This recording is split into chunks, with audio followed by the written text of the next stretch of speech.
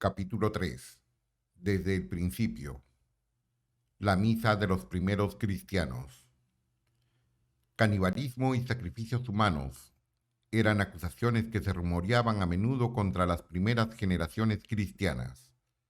Los primeros apologistas cristianos las recogieron con el fin de rechazarlas como chismes, pero a través de las lentes distorsionadas de las habladurías paganas, podemos ver cuál era el elemento más identificable de la vida y del culto cristiano. Era la Eucaristía, la representación del sacrificio de Jesucristo, la comida sacramental en la que los cristianos consumían el cuerpo y la sangre de Jesús. La distorsión de estos hechos de fe era la que guiaba las calumnias paganas contra la Iglesia, aunque es fácil de ver por qué los paganos malinterpretaban esos hechos. En la primitiva Iglesia se permitía asistir a los sacramentos únicamente a los bautizados, y a los cristianos se les disuadía hasta de hablar de estos misterios centrales con los no cristianos. Por eso, la imaginación pagana se disparó, alimentada por pequeñas briznas de realidad. Esto es mi cuerpo, este es el cáliz de mi sangre. Si no coméis la carne del Hijo del Hombre y no bebéis su sangre. Los paganos sabían que ser cristiano era participar en unos ritos extraños y secretos. Ser cristiano era ir a misa. Esto era verdad desde el primer día de la nueva alianza. Apenas unas horas después de que Jesús resucitara de entre los muertos, se encaminó a compartir la mesa con dos discípulos. Tomó el pan, lo bendijo, lo partió y se lo dio, y sus ojos se abrieron. Le conocieron al partir el pan. Lucas capítulo 24, versículos del 30 al 31 y 35. La centralidad de la Eucaristía es evidente también en la descripción sumaria de la vida de la primitiva iglesia que hacen los Hechos de los Apóstoles. Perseveraban en la doctrina de los apóstoles y en la comunión, en la fracción del pan y en las oraciones. Hechos capítulo 2, versículo 42. La primera carta de San Pablo a los Corintios, capítulo 11, contiene un verdadero manual de teoría y práctica litúrgica. La carta de Pablo revela su preocupación por transmitir la forma precisa de la liturgia en las palabras de la institución tomadas de la última cena de Jesús. Porque yo recibí del Señor lo que a mi vez os he transmitido, que el Señor Jesús, la noche en que iba a ser entregado, tomó pan y dando gracias, lo partió y dijo: Esto es mi cuerpo, que se da por vosotros. Haced esto en memoria mía. Asimismo también el cáliz, después de cenar, diciendo: Este cáliz es la nueva alianza en mi sangre. Cuantas veces lo bebáis, haced esto en memoria mía. Primera de Corintios, capítulo 11, versículos del 23 al 25. San Pablo subraya la importancia de la doctrina de la presencia real y ve terribles consecuencias en no creer. Todo el que come y bebe sin discernir el cuerpo, come y bebe su propio juicio. Primera de Corintios, capítulo 11, versículo 29. Una guía para la misa. Apreciamos los mismos temas según pasamos de los libros del Nuevo Testamento a otras fuentes cristianas de la época apostólica e inmediatamente posteriores. El contenido doctrinal es idéntico y el vocabulario permanece llamativamente similar, incluso cuando la fe se extiende a otros lugares y otras lenguas. Clero, maestros y defensores de la iglesia primitiva estaban unidos en su preocupación por preservar la doctrina eucarística. La presencia real del cuerpo y la sangre de Jesús bajo las apariencias de pan y vino, la naturaleza sacrificial de la liturgia, la necesidad de un clero debidamente ordenado, la importancia de la forma ritual. De ahí que el testimonio de la doctrina eucarística de la Iglesia permanece intacto desde el tiempo de los Evangelios hasta hoy. Aparte de los libros del Nuevo Testamento, el escrito cristiano más antiguo que nos ha llegado es un manual litúrgico. Podríamos llamarlo un misal. contenido en un documento llamado la Didaché, en griego, enseñanzas. La Didaché pretende ser la colección de enseñanzas de los apóstoles y se compiló probablemente en Antioquía, Siria. Hechos capítulo 11, versículo 26. En algún momento entre los años 50 y 110 después de Cristo. La Didaché utiliza 4 veces la palabra sacrificio para describir la Eucaristía y en una de ellas declara abiertamente que este es el sacrificio del que habló el Señor. De la Didaché aprendemos también que el día habitual de la liturgia era el día del Señor y que era costumbre arrepentirse de los propios pecados antes de recibir la Eucaristía. En cuanto al domingo del Señor, una vez reunidos, partid el pan y dad gracias después de haber confesado vuestros pecados para que vuestro sacrificio sea puro. Sobre el modo de realizar el sacrificio, la Didaché ofrece una plegaria eucarística que es sorprendente por su poesía. Podemos encontrar sus ecos en liturgias y cantos cristianos actuales, tanto de Oriente como de Occidente. Así como este trozo estaba disperso por los montes y reunido se ha hecho uno, así también reúne a tu iglesia de los confines de la tierra en tu reino, porque tuya es la gloria y el poder por los siglos por medio de Jesucristo. Nadie coma ni beba de esta Eucaristía a no ser los bautizados en el nombre del Señor. Tú, Señor omnipotente, has creado el universo a causa de tu nombre. Has dado a los hombres alimento y bebida para su disfrute, a fin de que te den gracias y además a nosotros nos has concedido la gracia de un alimento y bebida espirituales y de la vida eterna por medio de tu siervo. Acuérdate, Señor, de tu iglesia para liberarla de todo mal y perfeccionarla en tu amor, y a ella, santificada, reúnela de los 4 vientos en el reino tuyo que le has preparado. Raíces en Israel. La liturgia de la iglesia primitiva manaba profundamente de los ritos y escrituras del antiguo Israel, como lo hace nuestra propia liturgia hoy en día. En el capítulo 2 consideramos cómo Jesús instituyó la misa durante la fiesta de Pascua, su acción de gracias. Su Eucaristía completará, perfeccionará y sobrepasará el sacrificio pascual. Esta conexión era clara para la primera generación de cristianos, muchos de los cuales eran devotos judíos. De ahí que las oraciones de la Pascua entraron pronto en la liturgia cristiana. Fíjate en las oraciones sobre el vino y el pan ácimo de la comida pascual. Bendito seas, Señor Dios nuestro, creador del fruto de la vid. Bendito seas, Señor Dios nuestro, Rey del universo, que sigues dando pan de la tierra. La frase, Santo, Santo, Santo es el Señor de los ejércitos, la tierra está llena de su gloria, Isaías capítulo 6, versículo 3, era otro lugar común del culto judío, que se incorporó rápidamente a los ritos cristianos. La encontramos en el libro del Apocalipsis, pero aparece también en una carta compuesta por el cuarto papa, San Clemente de Roma, hacia el año 96 después de Cristo. Recuerdo de la Todá. Quizás el antepasado litúrgico más llamativo de la misa es la Todá, del antiguo Israel. El término hebreo Todá, como el griego Eucaristía, significa hacimiento de gracias o acción de gracias. La palabra denota una comida sacrificial compartida con amigos a fin de celebrar el propio agradecimiento a Dios. Una todá comienza con el recuerdo de una amenaza mortal y a continuación celebra que Dios haya liberado al hombre de aquella amenaza. Es una poderosa manifestación de confianza en la soberanía y compasión de Dios. El Salmo 69 es un buen ejemplo, una súplica urgente de liberación. Sálvame, oh Dios. Es al mismo tiempo la celebración de la eventual liberación. Bendeciré el nombre de Dios con un canto. porque el Señor escucha al necesitado.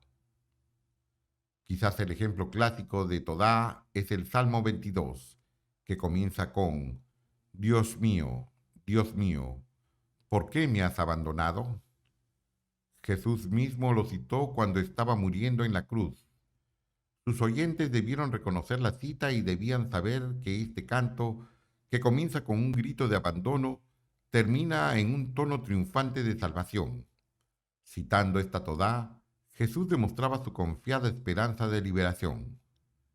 Las semejanzas entre la Todá y la Eucaristía van más allá de su común significado de acción de gracias.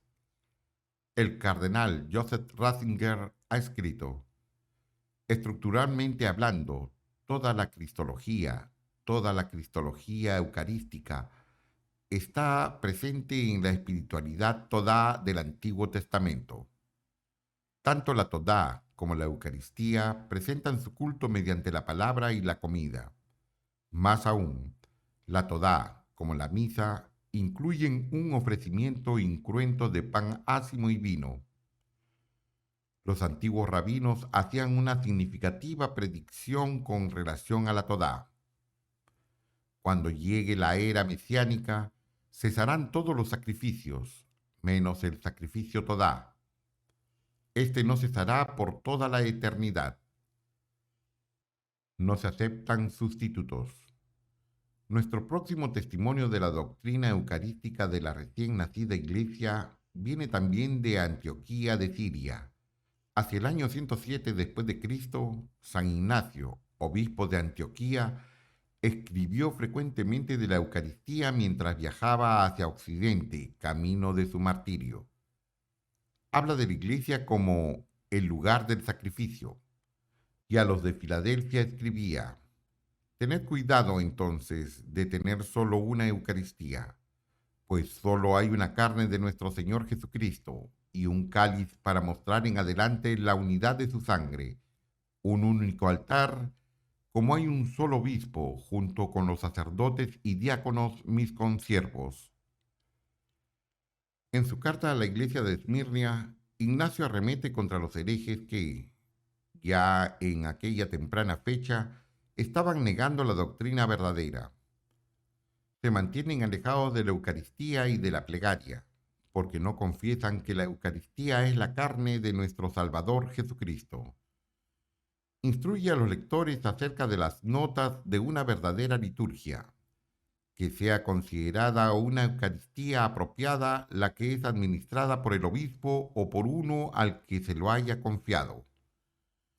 Ignacio hablaba del sacramento con un realismo que debió resultar chocante para la gente que no estuviera familiarizada con los misterios de la fe cristiana.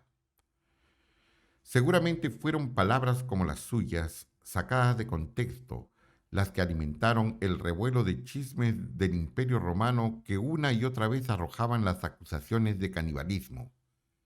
En las décadas siguientes, la defensa de la Iglesia recayó en un profesor converso de Samaria llamado Justino. Fue Justino quien levantó el velo de secreto que cubría la antigua liturgia. En el año 155 después de Cristo, escribió al emperador de Roma describiendo lo que, todavía ahora, podemos reconocer como la misa.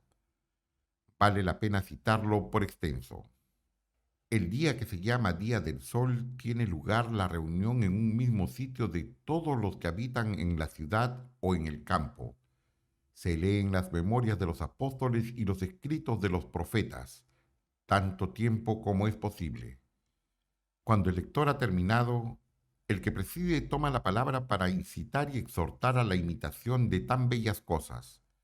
Luego nos levantamos todos juntos y oramos por nosotros y por todos los demás donde quiera que estén, a fin de que seamos hallados justos en nuestra vida y en nuestras acciones y seamos fieles a los mandamientos para alcanzar así la salvación eterna.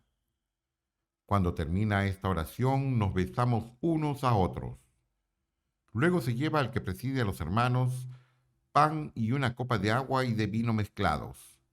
El presidente los toma y eleva alabanza y gloria al Padre del universo, por el nombre del Hijo y del Espíritu Santo, y da gracias largamente porque hayamos sido juzgados dignos de estos dones. Cuando terminan las oraciones y las acciones de gracias, todo el pueblo presente pronuncia una aclamación diciendo Amén. Cuando el que preside ha hecho la acción de gracias y el pueblo le ha respondido, los que entre nosotros se llaman diáconos distribuyen a todos los que están presentes pan, vino y agua, eucaristizados, y los llevan a los ausentes. Justino comienza su descripción situándola directamente en el día del sol, Sunday, domingo, que fue el día en que Jesús resucitó de la muerte. La identificación del día del Señor con el domingo es testimonio universal de los primeros cristianos. En cuanto qué día principal de culto, el domingo ha llevado a cumplimiento y reemplazado el séptimo día, el sábado de los judíos. Fue el día del Señor, por ejemplo, cuando Juan, celebrando el culto en el Espíritu, tuvo una visión del Apocalipsis. Apocalipsis capítulo 1, versículo 10. Texto y gráficos. Justino explica el sacrificio y el sacramento de la Iglesia, pero no minusvalora la presencia real. Utiliza el mismo realismo gráfico que su predecesor Ignacio. El alimento que se ha hecho Eucaristía por la oración de su palabra y que nutre nuestra carne y sangre por asimilación, es la carne y la sangre de aquel Jesús que se hizo carne. Cuando se dirigió a los judíos, Justino fue más allá y explicó que el sacrificio pascual y los sacrificios del templo eran sombras del único sacrificio de Jesucristo y de su representación en la liturgia. Y la ofrenda de flor de harina, que estaba mandado que se presentase en nombre de los purificados de la lepra, era tipo del pan de la Eucaristía, cuya celebración prescribió nuestro Señor Jesucristo. Tal era la experiencia católica o universal de la Eucaristía. Pero, mientras la doctrina permanecía idéntica en todas partes del mundo, la liturgia era, en gran medida, un asunto local. Cada obispo era responsable de la celebración de la Eucaristía en su territorio y, gradualmente, diferentes regiones desarrollaron su propio estilo de práctica litúrgica, siriaca, romana, galicana, etc.